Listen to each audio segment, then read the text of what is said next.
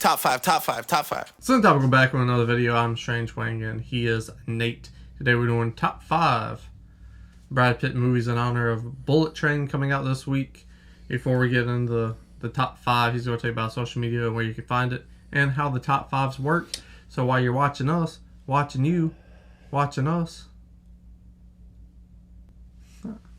If you scroll down the description box below, pop it open, you'll find links to our social media accounts. Click on those, give us a follow. We also have links to our Coffee account and our Patreon account if you'd like to help support our channel financially. We'd very much so appreciate that. So check that out. We got some cool bonus content. There's also the thanks button right there on the YouTube bar. You can use that as well. If you don't know how we do our top 5s, he's going to start with his 5 and 4. I'll give my 5 and 4, 3, 2, 3, 2. Then we trade off number 1s. And we also have something called the Zemeckis rule, which just means if one of us has the same movie, or if we both have the same movie on our list, but one person has it 2 or more spots higher, they'll say Zemeckis, and then we'll just talk about it once. Ba ba ba. Subscribe. That's how it goes. Number 5 for me is going to be the assassination of Jesse James by the coward Robert Ford. What a mouthful. Why I like this movie and why it works for Strange Wang personally is Jesse James. You build up to this guy in the movie. He is Jesse James, legend, icon, etc. You have to live up to that when he comes on screen. So how do you do that? You cast Brad Pitt. That's how you fucking do that. The coolest actor of our decade, you know. Harrison Ford was like, here, and he took it. And Brad Pitt was like, I'm the coolest motherfucker now. What's up? So when you just revealed that's Jesse James, you're like, I believe that. And it works just off of him alone and how his aura in Hollywood has been. So number 4. Number 5, number 4 is I just took all the Ocean's movies because there's not a character arc in those. He just does cool shit. Yeah, that's my number 5. I did the same thing. Around a bunch of other cool people, but he stands out because he's quiet and cool, you know? Yeah. That's all I really gotta say. Which, like, quiet is not always necessarily a Brad Pitt type performance. So... Man, he, like, when he picks Homely up from jail and he's got the fucking snakeskin button-up shirt. Yeah. Ooh! Everyone else is, like, a little more... quirky. They have their gimmick. Well, they all have, like, their specific gimmick in terms of, like, what they are on the team. But in terms of, like, how they dress, how they talk, they're, like, a little more normal. Where, like, he's the one that has a little flair to him. So he definitely stands out in that way. But it's like, if you cast someone else in that role, then it could come across as, like, cheesy or gimmicky. But because Brad Pitt is just cool as shit, it's like, yeah, he's cool as shit. So that was my number 5. I also just took all the Oceans. My number 4 is Once Upon a Time in Hollywood. Zemeckis. Really? Yeah. Huh. Yeah. You're not that big on that movie. I'm not. Huh. We're talking about Brad Pitt. Yeah, I know we're talking about his performances, yeah. Okay. Oh, I love that. I'm stoked. Yeah. Number 3 for me is Moneyball. That's my number 2. To me, again, very quiet Brad Pitt role. I love his screen presence and how he just commands the screen as Billy Bean. I won't say Billy Bats. That's Goodfellas. But Billy Bean. Oh, I thought you said Billy Batson, which is Shazam. Yeah. But the way he commands the screen as the coach and telling people what to do. My favorite scene in the whole entire movie, he's just like... He's not a coach. GM. Close enough. I don't watch sports. Clearly! No debating! He's just sitting there in the room with all the other old white people and the token black guy because it wasn't that late in the 2010s yet. And they're just like, what about this guy? What about this guy? And he just has his little pen. He's just like, points to Jonah Hill. He gets on base. Best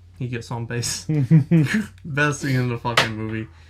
And he's just, like, you're motivated from the start because he has this, like, swagger about him. And then you see him around his kid. And that makes him enduring and likable.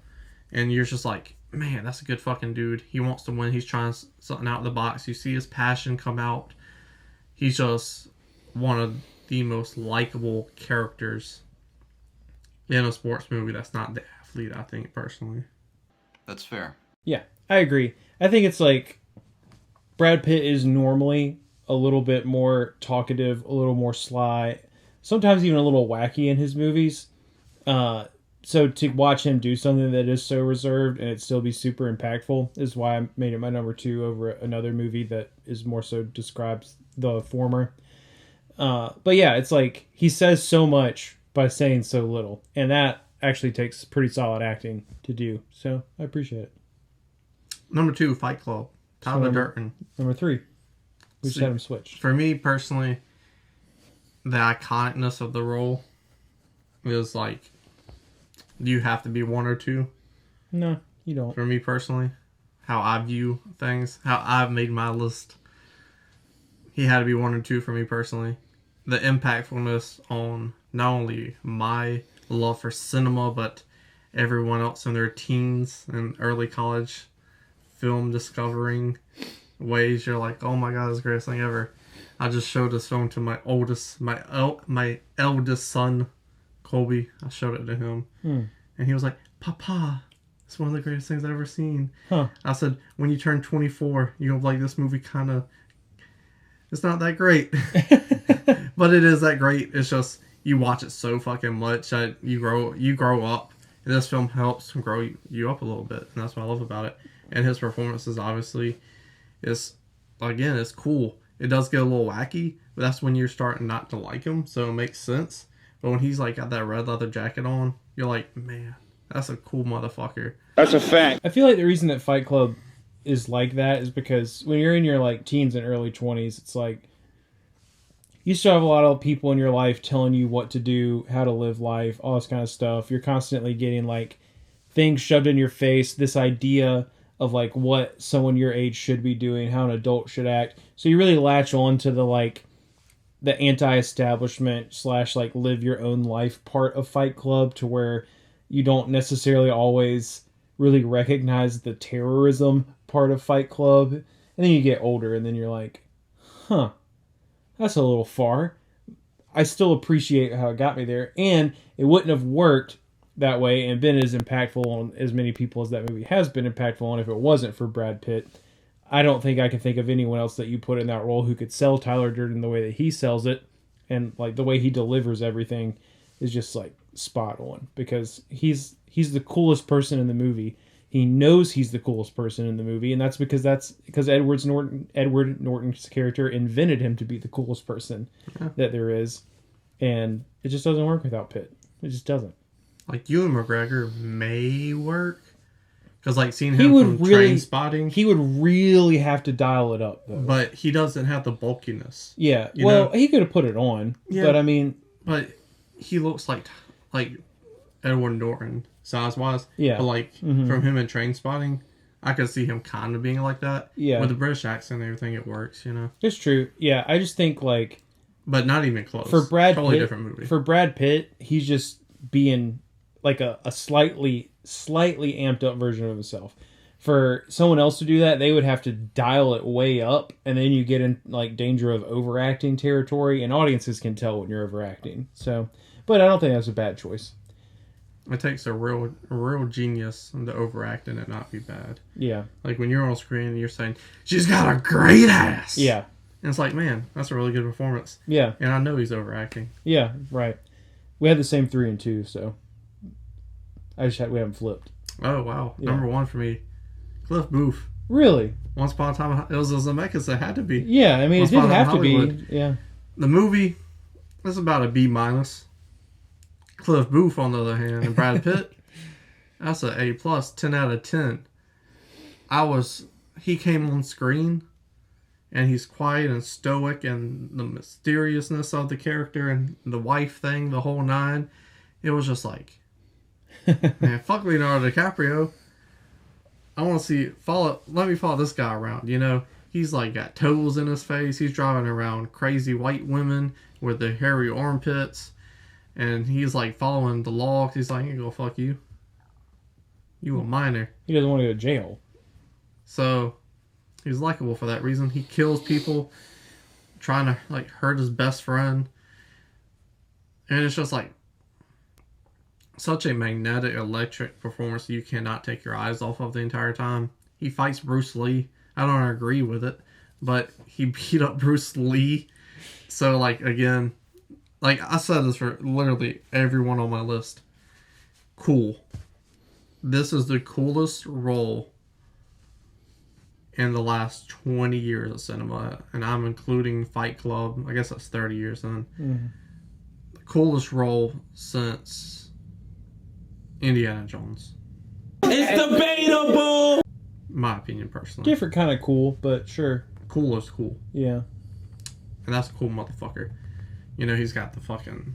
just the style. Yeah. The swagger, how he carries himself, the walk and everything. It's just like, damn, dude. If I was a chick, my panties be full of them juices. You know what I'm saying? A lot of wet seats in the cinema because of that movie. Which I know you never will, and it makes me sad, but... I'm not reading the book. Yeah. Unless it's on tape. Man. Come on tape. It might. Is Audible a thing? So, I've been reading the novelization that Quentin Tarantino wrote, and so it is all technically canon within the universe. And you spend a lot of time with Cliff. It clears up some of the mystery about the him and his wife thing, but you do spend just like a lot of time with him just being Cliff. Like within the halfway through the second chapter, he's already seduced a secretary and like taken her to a movie, and it was like a foreign French film that's just like, it was the first movie that they let play in theaters, and this is actually true, that actually showed like an actual sex scene that like they let be in an actual theater and not an adult theater. And like the only reason he does it is because he knows, whether the movie is overly artistic or bad or whatever, if he takes a movie to go watch people having sex, it's going to be on her brain. Yeah, obviously. And it works, which I think is really slimy and shitty, but the character, that's who he is. It's really interesting. So, yeah.